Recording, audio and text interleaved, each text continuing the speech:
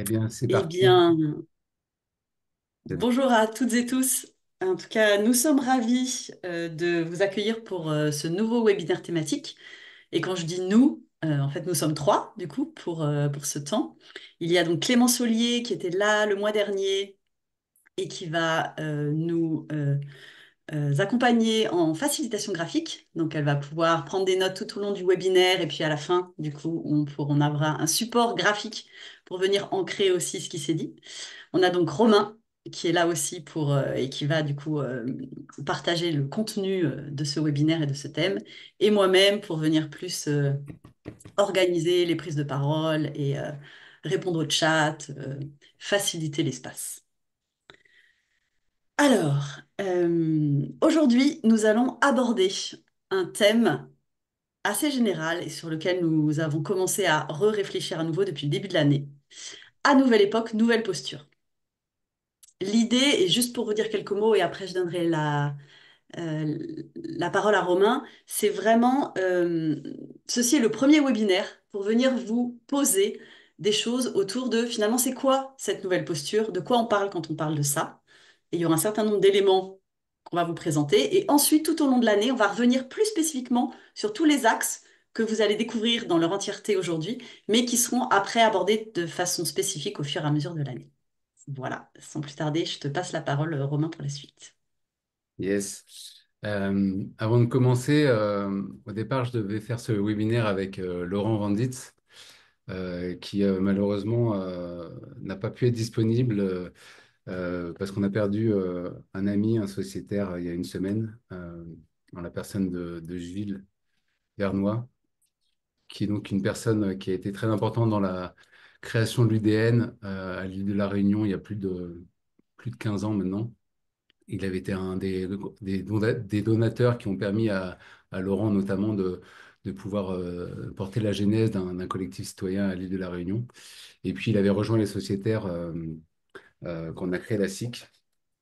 Donc voilà, il y aura une cérémonie en son honneur à 14h30. Donc on a une petite pensée pour lui et puis pour Laurent et Lydia qui étaient quand même amis très proches et voilà, qui sont dans le deuil aujourd'hui. Merci. Alors, pourquoi ce cycle de webinaires? J'ai envie de commencer par se remettre un peu dans l'histoire. En 2017, on avait donc produit toute une série de contenus avec Colibri.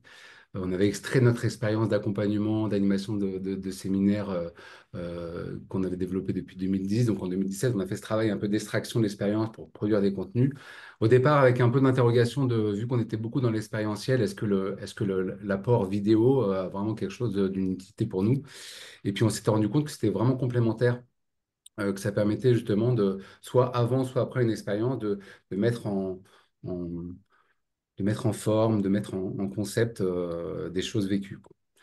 Et donc, moi, j'ai fait une pause pendant 1 ou 2 ans, là, et quand je suis revenu, il y avait ce projet de remettre à jour ces contenus parce qu'il datait un peu, 2017, c'était comme il y a 8 ans, et le monde bougeant vite, on disait que ça demandait une petite mise à jour.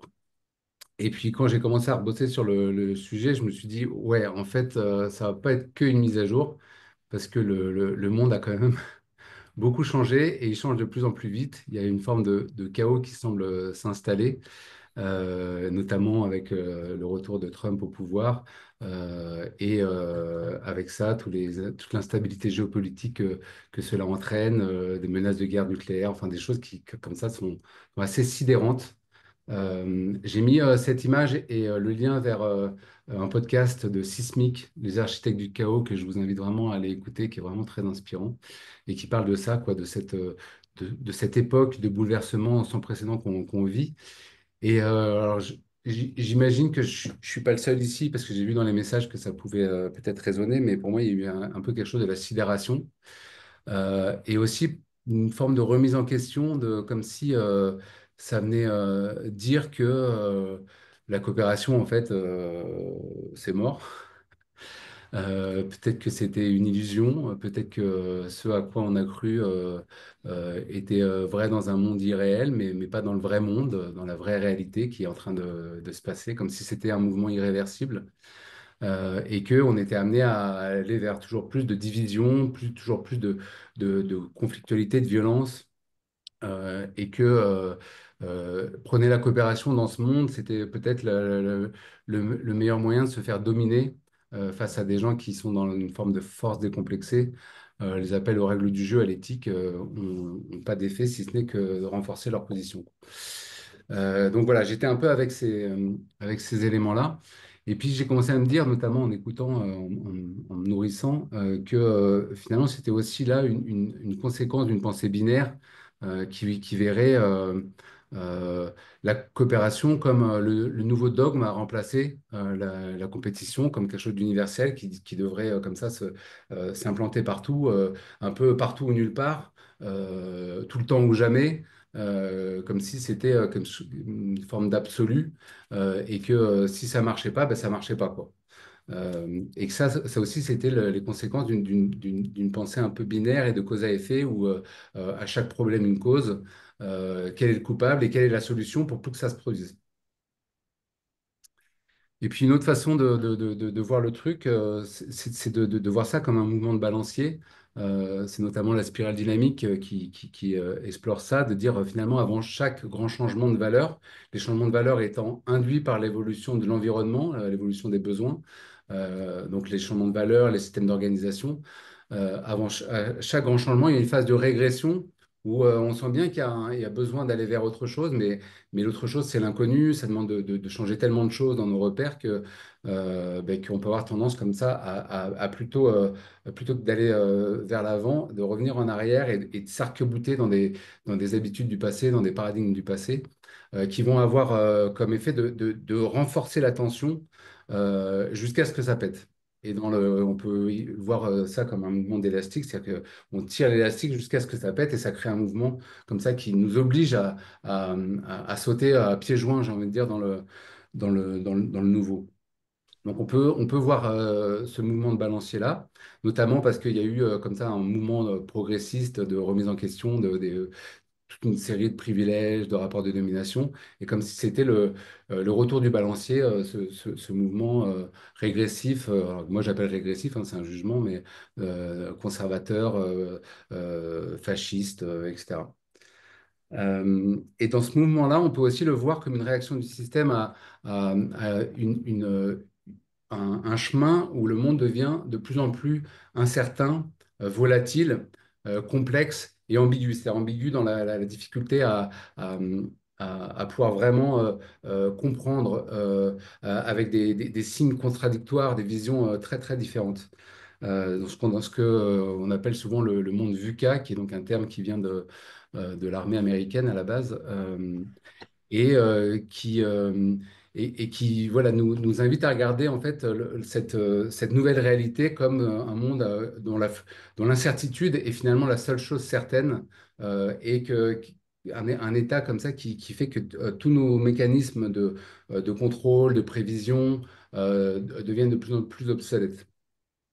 Et il nous invite donc à un changement très profond. Et encore une fois, les mouvements comme ça qui apparaissent sont aussi des refus d'aller vers de ce monde incertain. Et donc, c'est plutôt se camper sur du contrôle, toujours plus de contrôle et de l'autorité pour éviter ce qui à un endroit est inéluctable.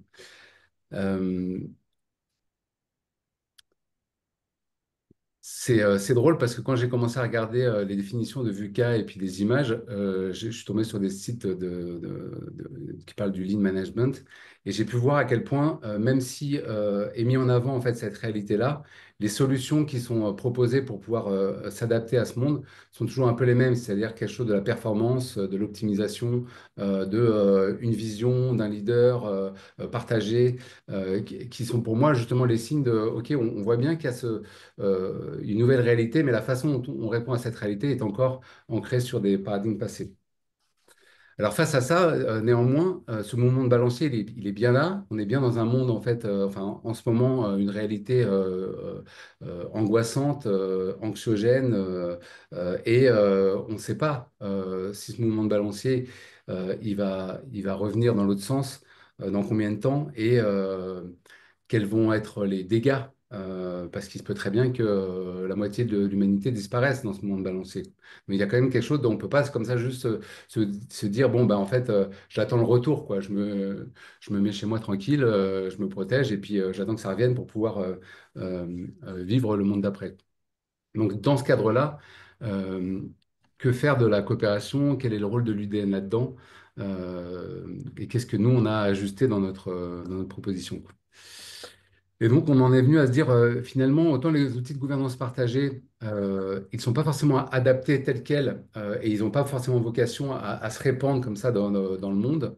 Néanmoins, ils sont bien des supports pour apprendre des postures qui, elles, sont de plus en plus utiles à ce monde.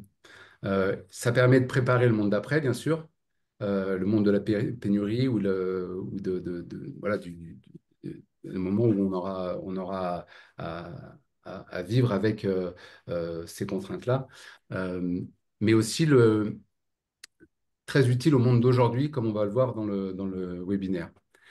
Et puis, c'est aussi une façon de se dire, finalement, on peut très bien, à côté de ces espaces conflictuels, compétitifs, violents, développer des espaces ressources qui vont nous permettre de continuer à nourrir ces postures-là, qui vont, comme j'ai pu le voir dans les messages aussi, nous donner du courage, nous donner de l'espoir, nous mettre en lien avec des personnes qui sont en chemin, et qui nous permettent de relativiser, de prendre du recul sur cette situation pour éviter de s'enfermer comme ça dans cette vision un peu triste et dystopique du monde.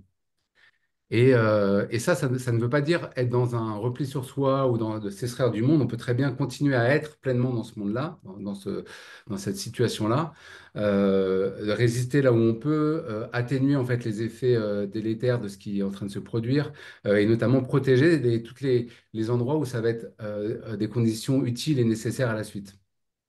Et c'est là où on peut sortir de cette pensée binaire. En fait, on peut faire les deux en même temps. Alors, quelles sont ces postures? Là, j'en ai nommé six après plusieurs allers-retours avec l'équipe et avec moi-même en préparant ce webinaire jusqu'à il y a encore quelques heures. Ce n'est pas du tout un modèle, ce n'est pas du tout figé. Probablement que la façon de les nommer, ça va évoluer. J'ai cherché des mots un peu évocateurs, un peu larges, et en même temps qui venaient montrer plusieurs facettes de ce qu'on voit en fait dans les dynamiques de coopération depuis 15 ans et qui nous semblent particulièrement en phase avec les besoins aujourd'hui.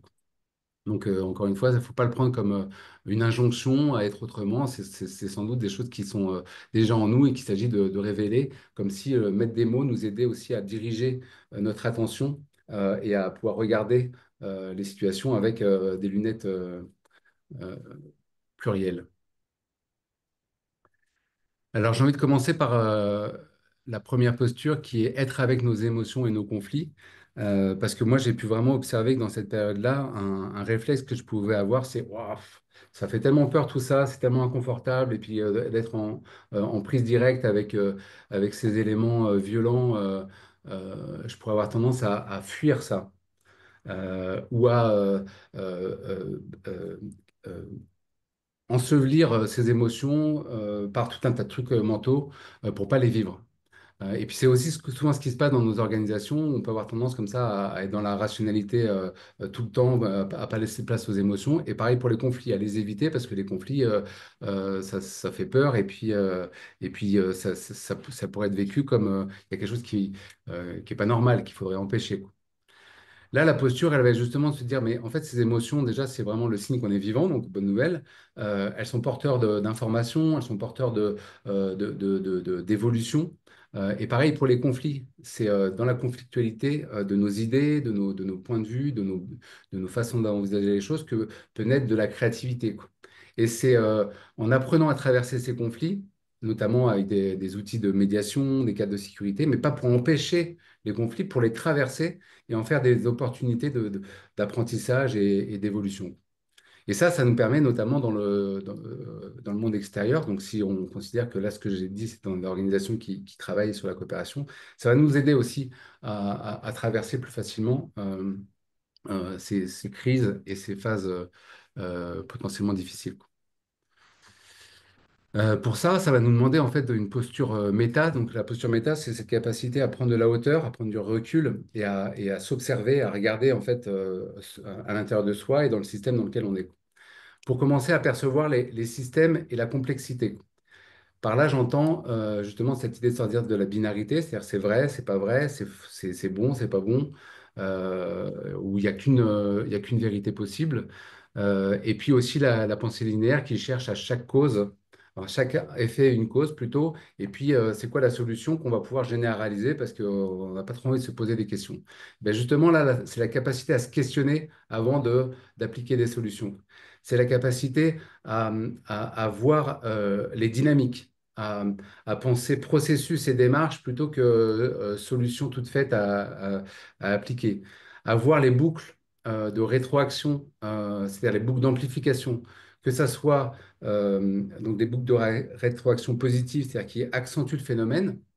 On peut prendre l'exemple des taxes douanières où en fait une taxe appelle une autre taxe et c'est un peu l'escalade. Donc ça, c'est une boucle rétroactive positive dans le sens qui accentue ou rétroactives négatives qui vont venir atténuer le phénomène, comme par exemple quand la température corporelle augmente, on va suer, l'évaporation de l'eau va nous aider à diminuer la température.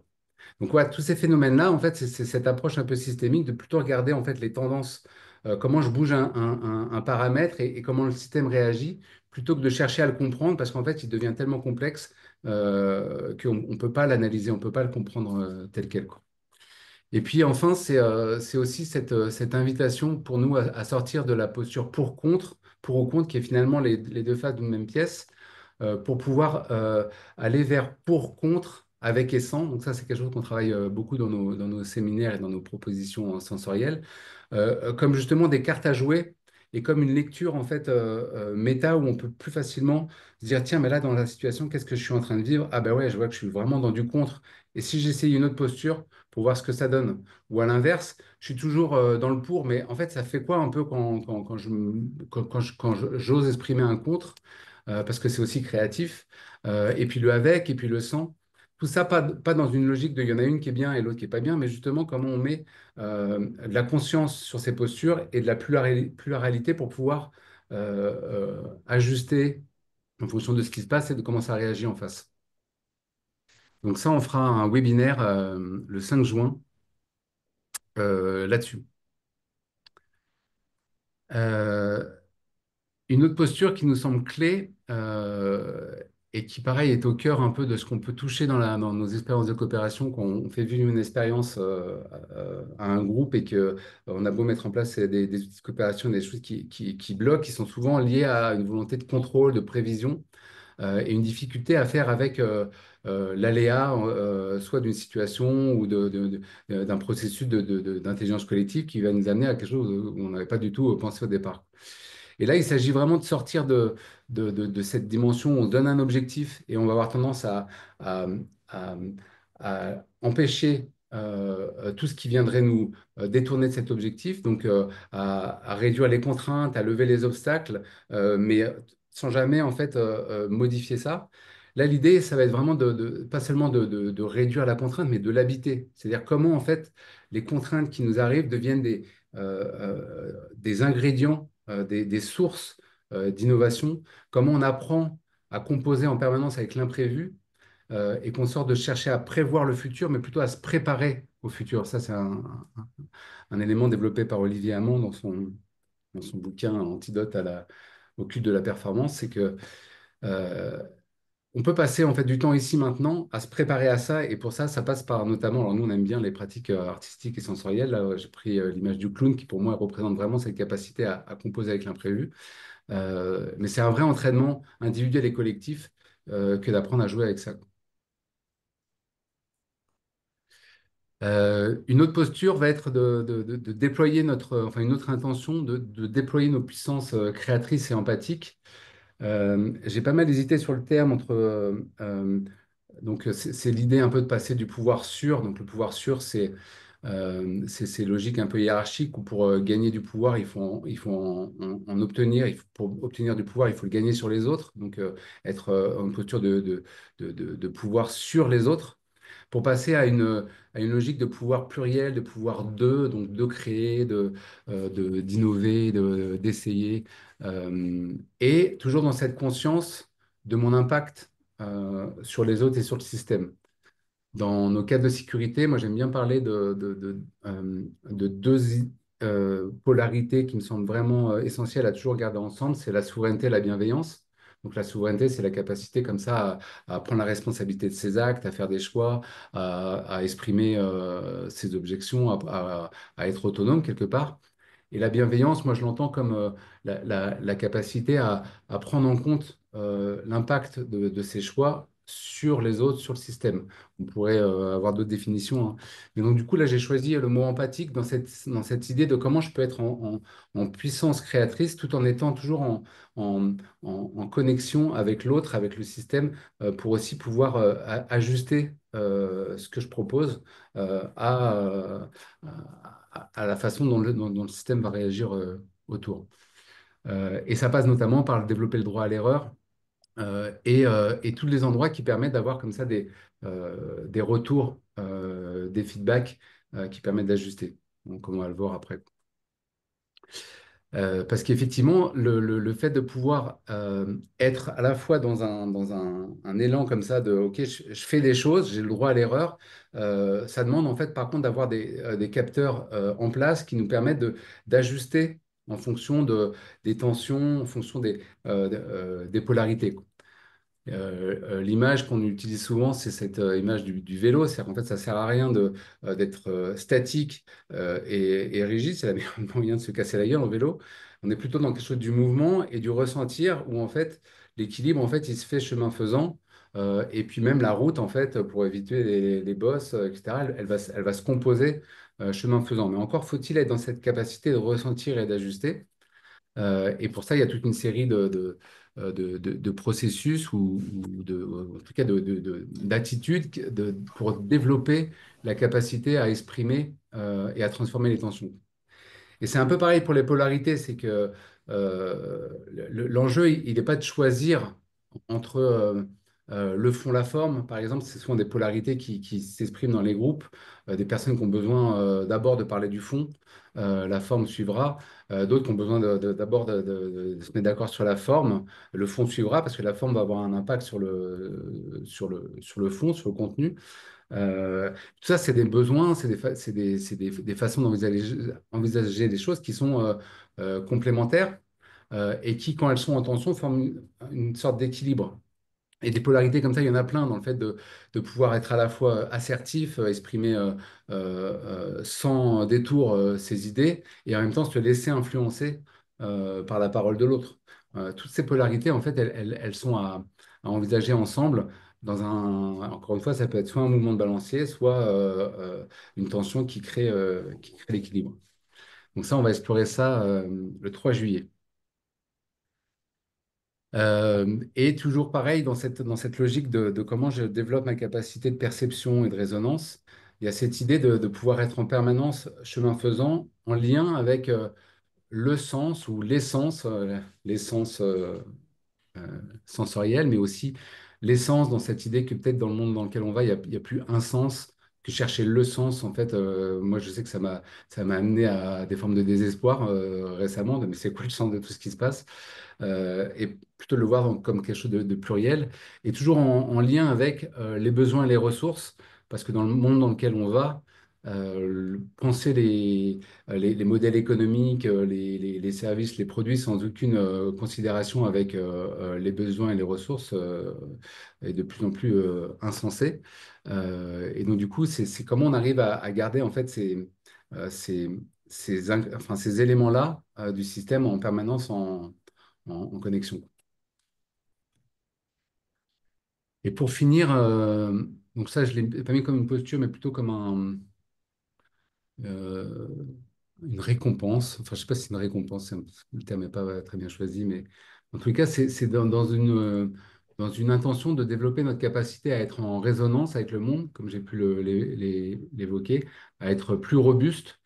La performance, donc là, c'est vraiment le thème d'Olivier Hamon. la performance, le fait de vouloir optimiser un système est valable quand on a un système stable, contrôlable, parce qu'en fait, on va se suradapter à une situation, mais dès que la situation elle change, en fait, c'est devenu une fragilité. On peut penser à une voiture de course, ok, elle est hyper performante, mais elle est aussi hyper fragile. Et l'enjeu dans le monde de demain, c'est plutôt d'être robuste que d'être performant. Et pour ça, c'est de sortir de quelque chose de l'abondance de la matière et de l'énergie pour être plutôt dans quelque chose de l'abondance des interactions. Les interactions étant notre ressource première pour pouvoir développer notre adaptabilité, notre capacité en permanence à s'adapter à ces imprévus, ces nouvelles contraintes et ces nouvelles crises.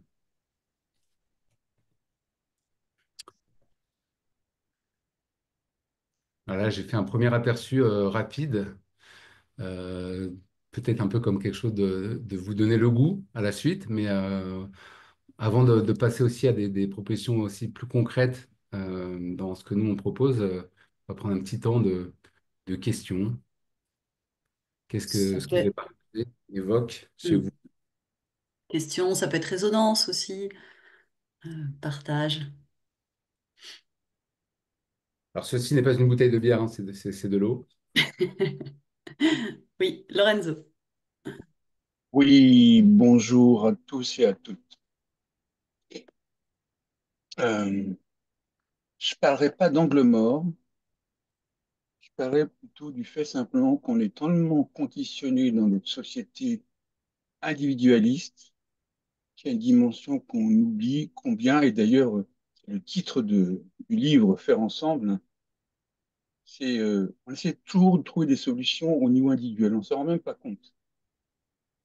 Bien entendu, tout ce que tu partages à l'instant, c'est dans cette dimension effectivement de coopération. On ne met pas suffisamment l'accent à cet endroit-là. J'aime beaucoup cette phrase de Thich Nhat Hanh qui se résume de cette façon quand il dit si le Bouddha devait se réincarner, il se réincarnerait dans un collectif. Puis après, il parle de la Sangha, qui peut se traduire par l'assemblée de la conscience, etc. Il y a quelque chose à cet endroit où simplement on doit vraiment mettre l'attention.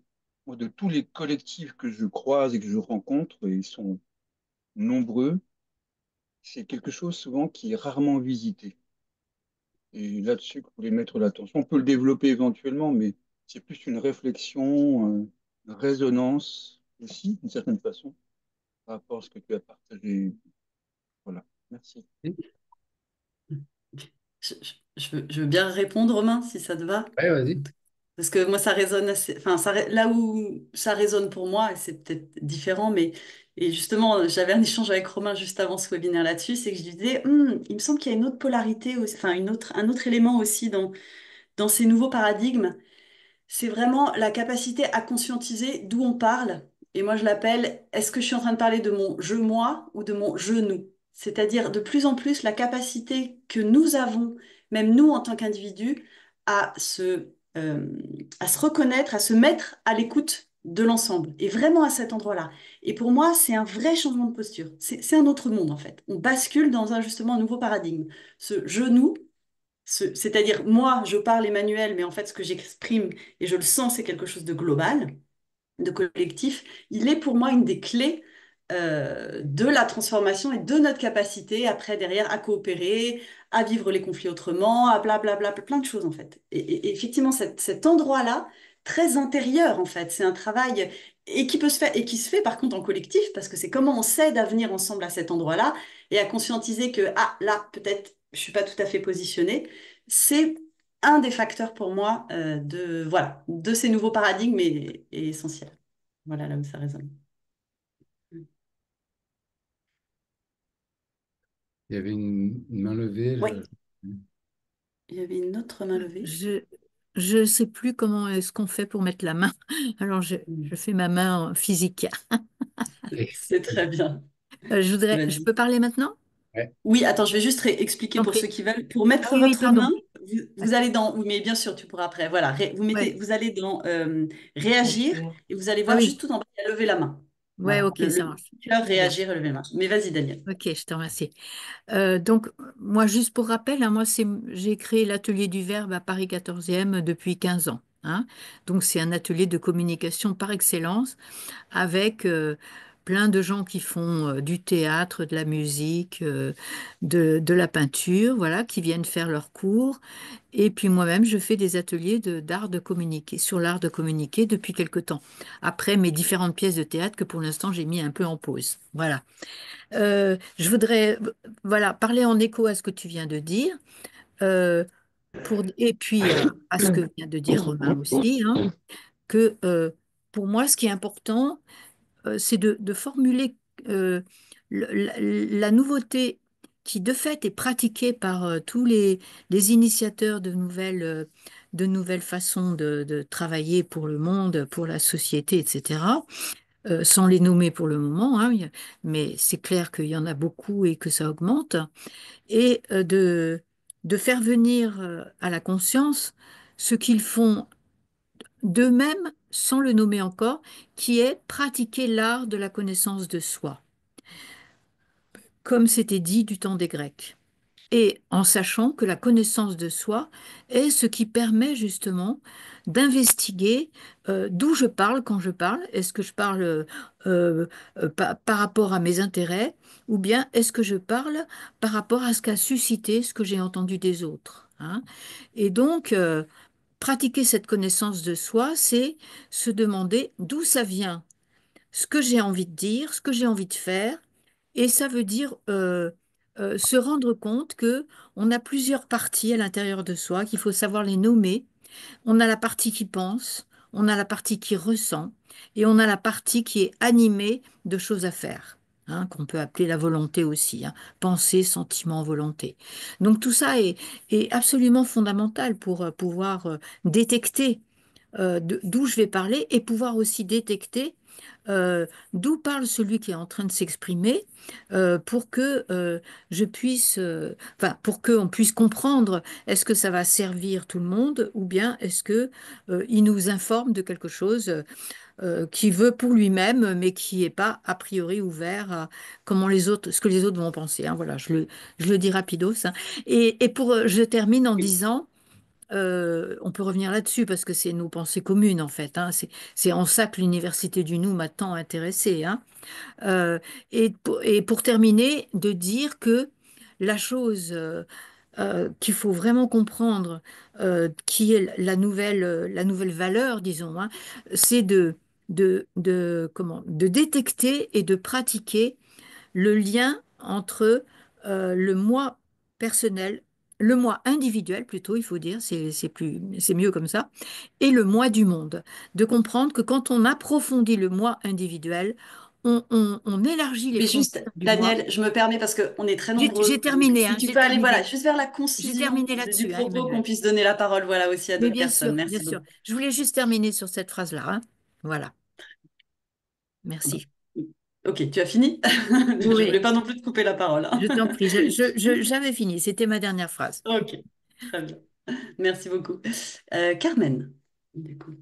Oui, bonjour, merci pour ces séances. En fait, ça rejoint tout à fait mon questionnement actuel, enfin pas que actuel, un questionnement qui date un peu, mais qui continue d'autant plus. Moi, j'ai vraiment un questionnement par rapport à la situation dans laquelle on est.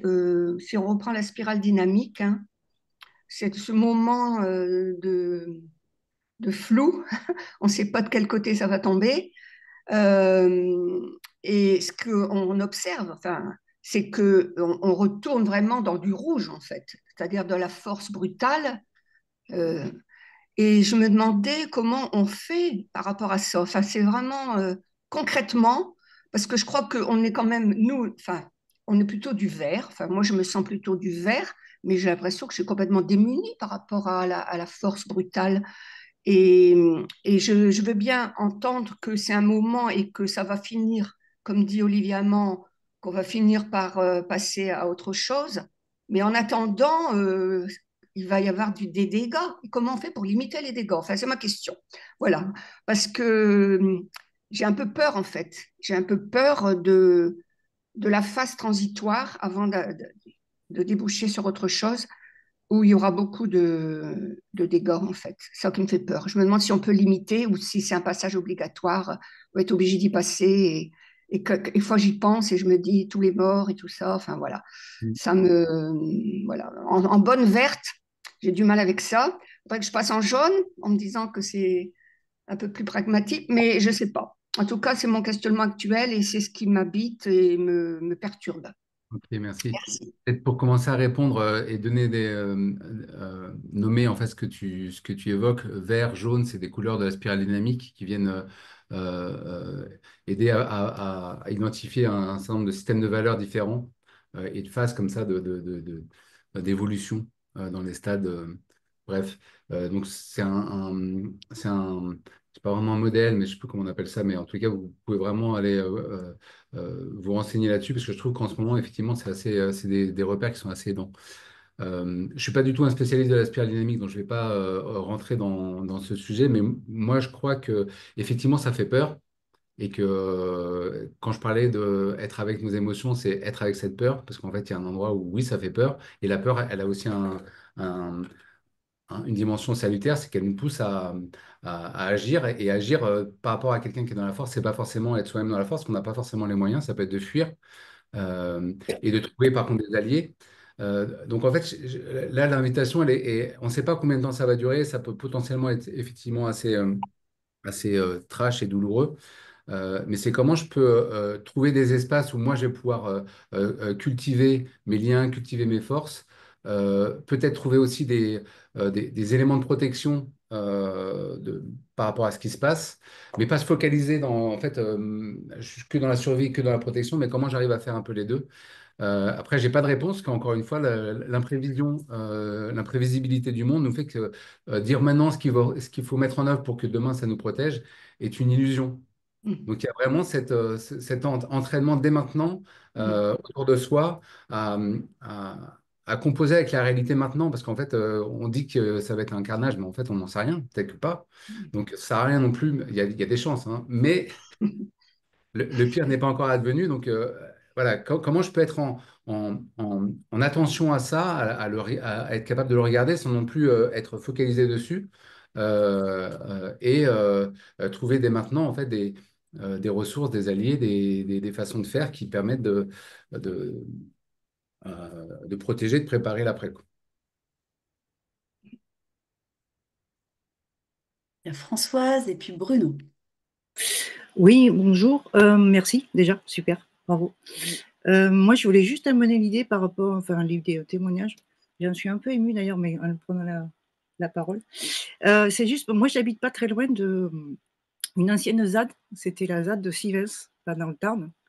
Et je voulais juste témoigner qu'en fait, oui, il y a eu de la peur, oui, il y a eu de la violence, ça c'est sûr. Mais ce qui reste aujourd'hui, 10 ans après, c'est que cette notion de vivre avec l'incertitude, avec peut-être on pourrait se faire alliance avec le voisin, même si on n'a pas été du même côté, même si machin. Aujourd'hui, moi, je peux témoigner, alors c'est mon filtre, hein, mais qu'il y a beaucoup, beaucoup, beaucoup, beaucoup de liens et de créativité. Il y a beaucoup de joie, il y a beaucoup d'accueil de gens de loin. Je ne suis pas que dans les migrants, mais de gens qui viennent faire le choix de vivre ici. Voilà. Et c'était juste pour dire que oui, dans dans ce, dans ce constat qu'on peut faire aujourd'hui, souvent dans les échanges, ressort la peur. Je crois que oui, c'est vrai, mais je voulais juste dire que c'est vraiment un muscle à dire, il y a de la créativité dans ces changements, dans ces méga fluctuations, il y a de la créativité, et si ce muscle est déployé avec effectivement ce que vous venez de dire sur d'où je pars, le collectif, individuel, mes émotions, etc. Il y a vraiment quelque chose qui peut se faire. Et moi, j'aime bien l'idée aussi du pas à pas. Voilà, et de l'interdépendance qui peut se faire ici, ailleurs, avec d'autres territoires, etc. Et de se dire, euh, ouais, quelque part, il y a urgence, mais finalement, peut-être pas tant que. Enfin, en tout cas, peut-être qu'il n'y a pas tant de pression que ça. Ou en tout cas, on peut la vivre différemment. Voilà, je ne sais pas si c'est très clair, mais ouais, c'est pas que peur et c'est aussi beaucoup de joie. Je dis. Merci. Bruno? Oui, merci. Bonjour. Oui, petit élément de réflexion. J'ai un peu l'intuition, la conviction, l'expérience que dans cette polarisation, il y a un élément qui est que on refuse de regarder en soi ce que l'on dénonce en fait à l'extérieur. On va regarder le monde de la compétition depuis le monde de la coopération en refusant, en évitant de regarder en soi en quoi on est aussi dans la compétition. On est dans le monde de l'empathie, dans le monde de la bienveillance, et ça évite de regarder en soi en quoi on a notre propre violence. Et ma conviction, c'est qu'il y a aussi dans les postures le besoin d'aller regarder dans notre posture, d'aller avoir ce regard intérieur de ce que je ne veux pas voir à l'extérieur, en quoi je l'ai en moi. Et si je l'accepte et si je le regarde en moi, je pense que ça contribue à faire changer les choses. Merci. Merci de ce témoignage. Moi, ça me fait penser aussi dans ce que tu partages à l'importance de ne pas rester dans effectivement quelque chose aussi qui soit binaire de soi dans le monde et qui nécessite globalement vraiment ce travail d'acceptation, pour ne pas dire de être en paix vraiment avec ce qui se passe. Ce qui ne veut pas dire ne rien faire, mais ce qui veut dire agir ensuite d'un autre point à l'intérieur de toi, qui soit un point paisible et qui puisse voir la situation comme elle est et potentiellement agir au niveau où on est. Mhm.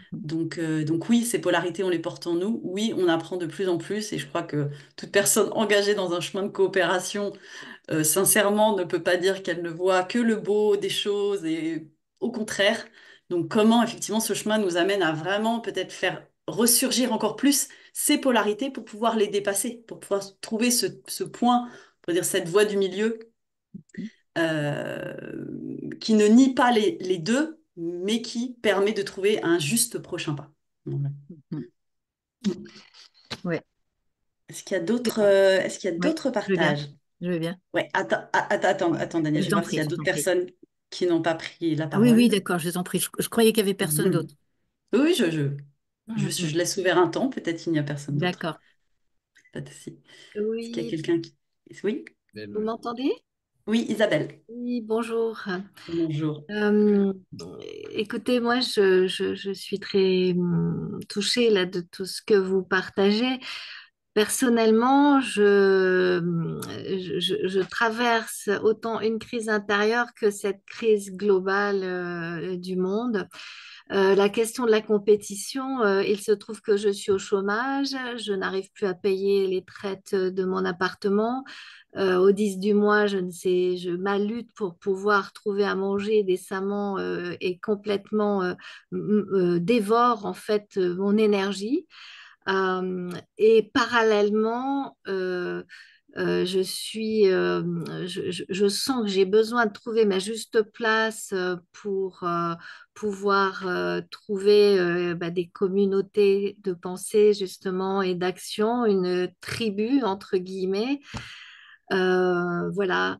Je me suis lancée dans la création de spectacles pour enfants juste avant le Covid. Donc c'était compliqué. Et en fait, je me bagarre depuis pour, alors j'ai 60 ans, essayer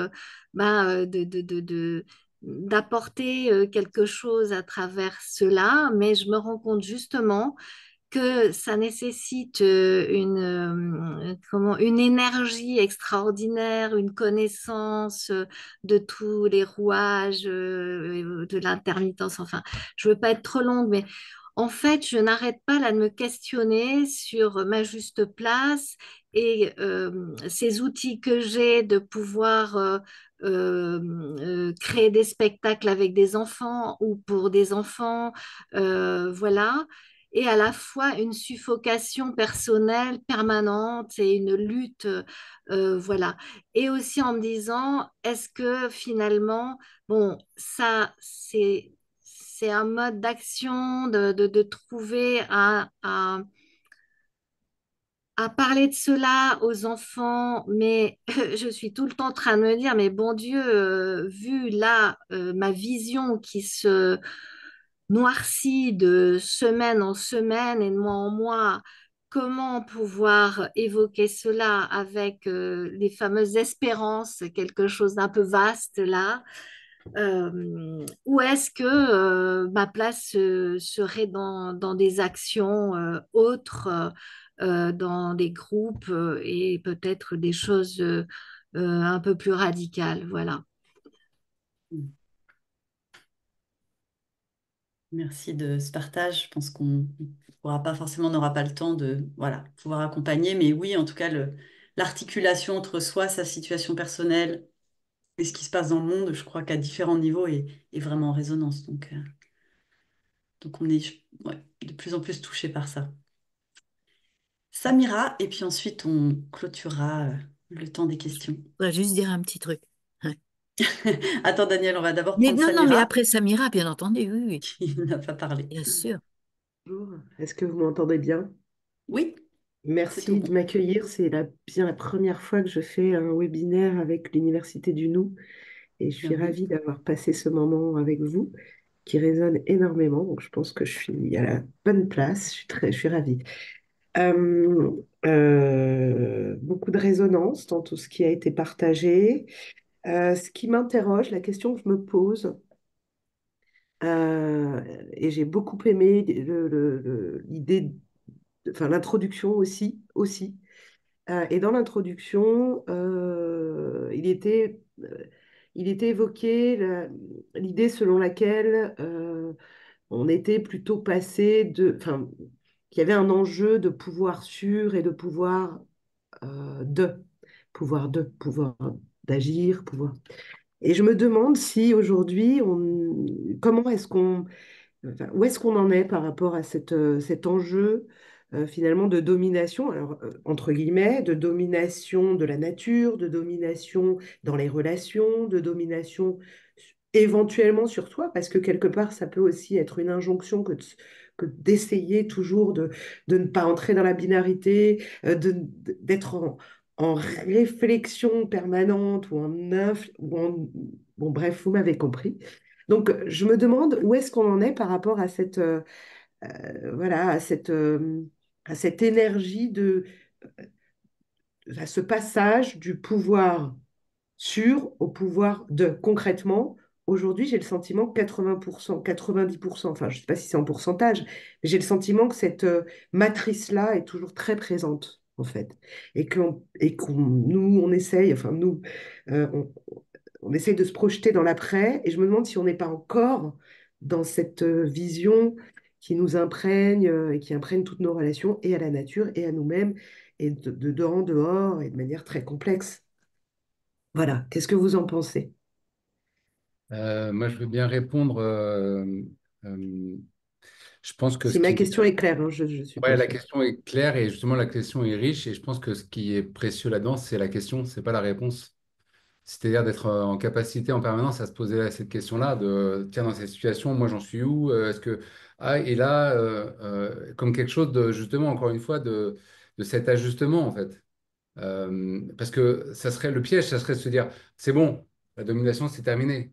Ou, ah non, non, mais c'est pas pour tout de suite. Donc, en fait, ça, ce sera pour le monde d'après. Mais là, aujourd'hui, c'est le fight. Donc, du coup, je vais être dans le fight. En fait, c'est là où il y a de la complexité, de la pluralité. C'est en permanence être capable de se poser ces questions. Alors, en permanence, comme tu dis très bien, il faut aussi savoir vivre, sinon on devient fou. Mais en fait, c'est justement de pas chercher à avoir la réponse à ça. C'est de garder la question vivante, avec des réponses qui vont être imparfaites, qui vont être ah oui, je croyais que c'était ça, mais en fait, c'était pas tout à fait ça. Donc voilà, pour moi, il y a vraiment cette dimension-là de la posture méta et de la réflexivité. C'est avant tout la capacité à se poser des questions plutôt que trouver des réponses. Ouais. Euh, je passe à la suite, Emma, parce qu'on arrive à la fin là, et ça Yes, me ouais, tout à fait. donc je reprends Vas-y. le fil pour vous dire que donc les prochains webinaires, on va explorer à chaque fois vraiment en détail chacune de ces items, essayer d'avoir aussi peut-être des retours d'expérience, des témoignages, des aspects un peu enfin, concret, je sais pas si, en tout cas d'ancrage. Donc, ça va durer à peu près 6 mois. On a déjà les premières dates là, que j'ai déjà évoquées avant. Donc, la prochaine, c'est le 15 mai, composé avec l'imprévu et les contraintes avec Lolo. Ensuite, le 5 juin, on parlera de la dynamique systémique, de la complexité. En juillet, on parlera de comment on peut évoluer avec les tensions et les polarités. Et en septembre, avec Emma, ce lien avec le sens, l'identité, les besoins, les ressources. Et puis les autres ne sont pas encore déterminés. Donc, il n'y a pas encore le programme finalisé. Ensuite, on a une conférence avec justement Olivier Hamon sur la robustesse et le lien avec le nous, mercredi 4 juin. Donc ça va nous faire un mercredi 4 juin et un jeudi 5 juin bien, bien plein. On attend avec impatience de pouvoir plonger en profondeur avec Olivier sur les dimensions de la robustesse. Et puis après, on a toute une série de propositions qui permettent de vivre dans l'expérience un ou plusieurs et d'autres changements de paradigme qu'on a pu évoquer. On a la formation découverte de la gouvernance partagée qui commence le 12 mai. Donc ça, c'est un parcours en ligne sur 5 mois où avec des groupes de pairs, vous allez pouvoir expérimenter un certain nombre d'outils et voilà, compléter, explorer par le biais de différents supports vidéo toutes les dimensions de la gouvernance partagée. Ensuite, en mai, on a un séminaire clown, 3 jours en présentiel pour pouvoir explorer sa relation au lead et notamment dans sa capacité à ce lead à faire avec cet imprévu, avec donc Alain Dumas. Un séminaire en juin sur les émotions et les conflits, 3 jours en présentiel pour explorer son rapport aux émotions et identifier les outils et postures pour aborder les conflits. Donc du 10 au 12 juin à Poitiers. Un autre séminaire sensoriel, non, pas, pardon, Atelier du nous, ouais. Atelier du nous, donc une expérience collective immersive de 3 jours et demi. Et on a un format spécial cet été à l'ADN++ qui revient après 5 ans d'absence. Donc un grand format sur plusieurs jours, donc 5 jours, pour construire un cabaret du nous avec des outils enfin des pratiques de coopération plutôt. Donc ça, c'est en juillet. Euh, un séminaire sensoriel avec la pratique du cœur et du héros, donc, qui est donc une improvisation par le mouvement collectif. Vous allez pouvoir explorer ces dimensions d'improvisation et d'alternance entre des postures de souteneur, de leadereuse, souteneureuse, leadereuse et de héros, et comment justement les accidents sont des sources de créativité hyper puissantes.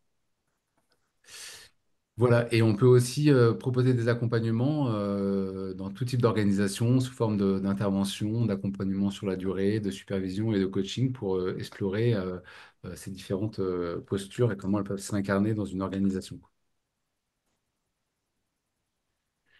Voilà, il est 59, on arrive à la fin. Et avant de partir, je vous inviterai à remplir, donc on va vous mettre le lien du support là en chat et donc plutôt le lien du sondage directement, si tu peux le Hmm. faire, Ouais, Annie. ouais, je m'en occupe. Est-ce qu'on Hmm. peut avoir votre mail à tous les deux? Vous pouvez l'afficher ou c'est pas le moment? Oui, alors on va le mettre dans le J'aimerais chat. vous envoyer des choses et échanger aussi des textes. Ok. Ben, on va le mettre dans le chat, ouais. Je Donc, vais les mettre. Dans quoi tu le merci mets? Alors, dans l'espace de discussion. Euh, On va mettre une petite musique. Ça serait vraiment chouette si vous pouviez prendre le temps de remplir ce sondage qui va venir vous questionner sur ces postures.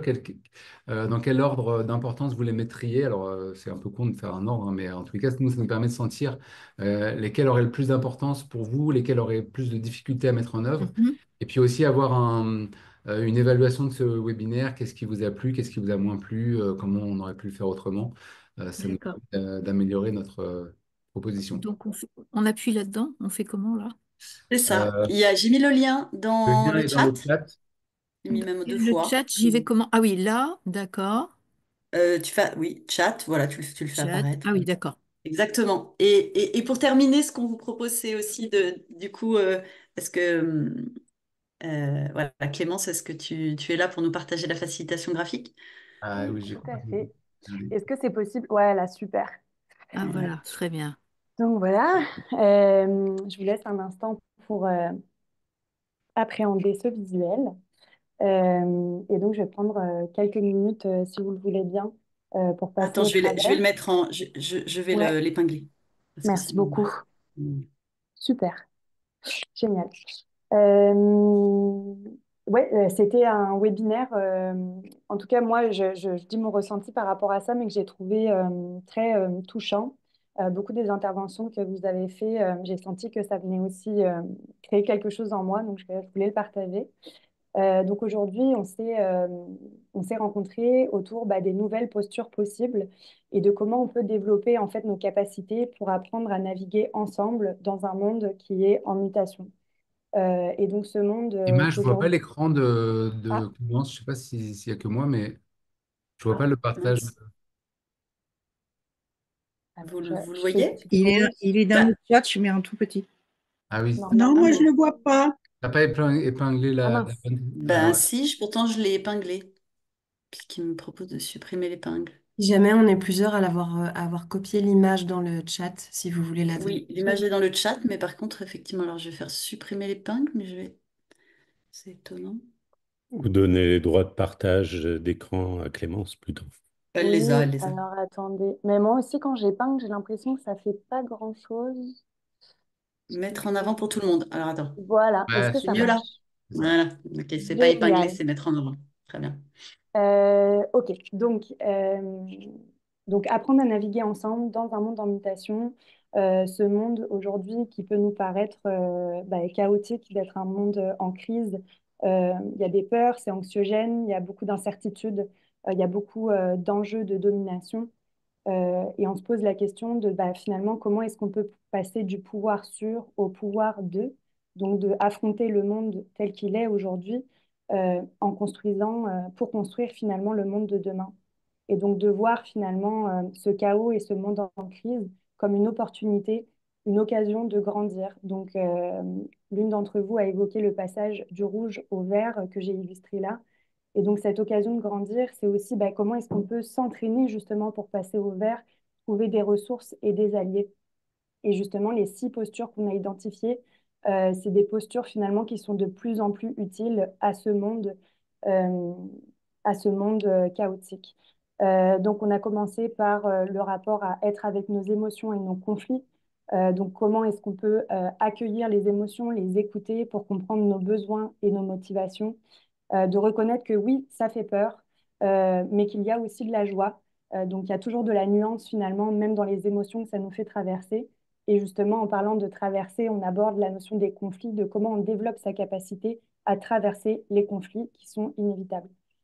Euh, Dans un second temps, il y a la perception des systèmes. Comment est-ce qu'on peut percevoir les systèmes et embrasser la complexité? Donc, c'est se rendre compte de quand je bouge, moi, un paramètre, eh bien, comment le système réagit. Donc, c'est vraiment avoir une vision d'ensemble et d'en comprendre sa complexité. La troisième posture dont on a parlé, c'est composer avec l'imprévu et les contraintes. L'imprévu est inévitable. Comment est-ce que je peux apprendre à composer avec?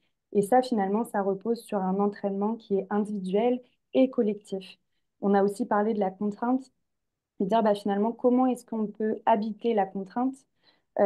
Et aussi, en revenant sur l'imprévu, enfin, on a abordé le fait que peut-être ce serait intéressant d'apprendre à vivre dans la question, savoir rester dans la question.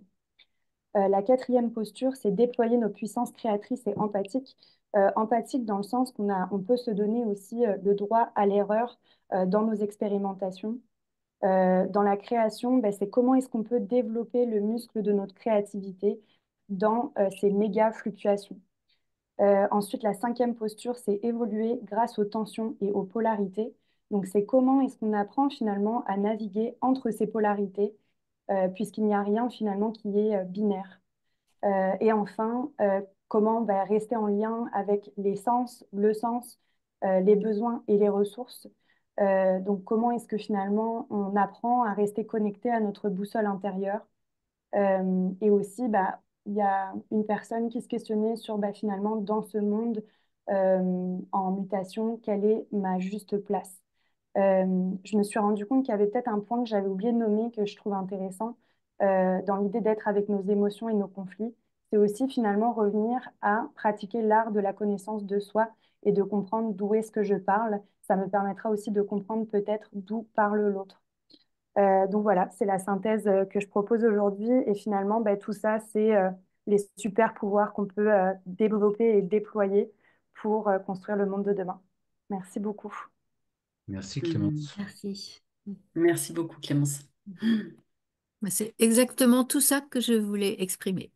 Je suis entièrement d'accord et j'aimerais bien vous envoyer les textes les concis que je peux. Mais j'ai pas vu où est-ce que tu avais mis un mail, Oui, c'est Emmanuel, dans le chat. J'ai mis nos deux adresses. dans Tu le chat. pourrais... Donc c'est Oui. parce que j'y suis là, mais je le trouve pas. Attends, à quel moment? Ou Peut-être, alors peut-être Daniel, ce tu me que je te l'épelles propose, c'est et que puis je le note tu si restes tu à la veux. fin et je peux te les donner après. Bon, Et puis je d'accord, ça propose marche. juste Ça marche. voilà, de Très clôturer, bien. de dire au revoir à tout le monde. Et puis voilà, reste avec nous et Voilà, je te en tout donnerai cas, les bravo, adresses. bravo, et c'est formidable qu'on puisse avoir un processus comme ça de mois en mois. C'est impeccable. Merci. Je vais arrêter l'enregistrement.